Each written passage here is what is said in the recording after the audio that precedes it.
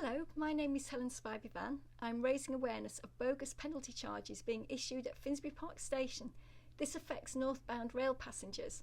Anyone familiar with Finsbury Park will know that passengers must touch out at the northbound rail platform gates and then again if they exit the Wells Terrace exit. This combination mistakenly registers as an incomplete journey, so it's subject to a penalty fare. Moreover, this can't be rectified by Oyster Online. TfL were notified of the problem in 2021 but have not fixed it nor given back the money to passengers.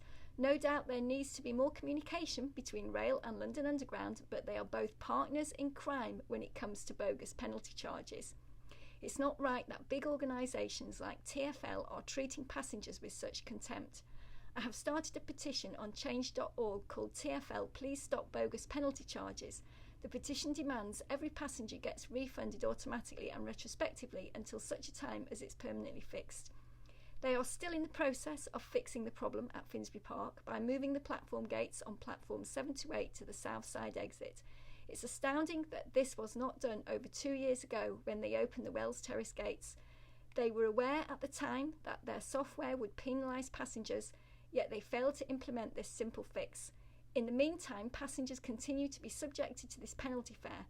The diminutive poster explaining you must scan an interchange validator when you exit the platform gates, as well as when you change networks, is completely lost on passengers.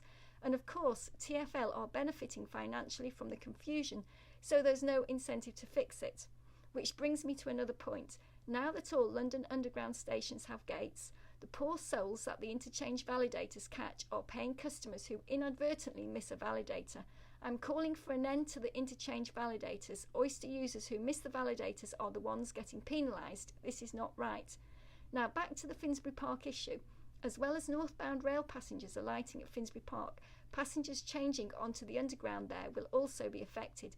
If they don't touch the validators, they too will be subjected to this bogus incomplete journey penalty fare when they reach their destination. TfL are willing to refund the money to individuals who ask, but not to those who don't or to those who don't know about it. And even then, their system only goes back 8 weeks. As a northbound rail passenger who exited once a week since December 2019, you would have accrued almost £1,000 in bogus penalties. TfL puts the onus on passengers to prove how much they, TfL, have auto-deducted beyond 8 weeks. This is impossible with Oyster cards, as the credit is on the card and the online history is the only record of fares deducted. TfL are hiding behind this 8-week loophole. Let's face it, TfL have negligently taken the money and shouldn't need to be asked to give it back.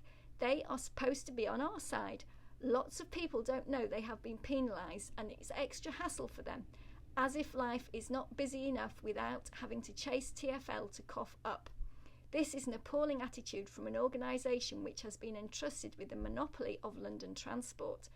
Please sign this petition in favour of all passengers who have had money deducted by bogus penalty charges, that TfL is held to account and required to pay it back in full, retrospectively. Also that TfL must extend the Oyster history record for up to 7 years so passengers can hold them to account for bogus penalty charges. In addition, interchange validators should be removed, as they are now at best confusing and obsolete, at worst a loophole for money laundering. Fare-paying Oyster passengers are the ones getting the penalties. Thank you for considering this issue on behalf of passengers.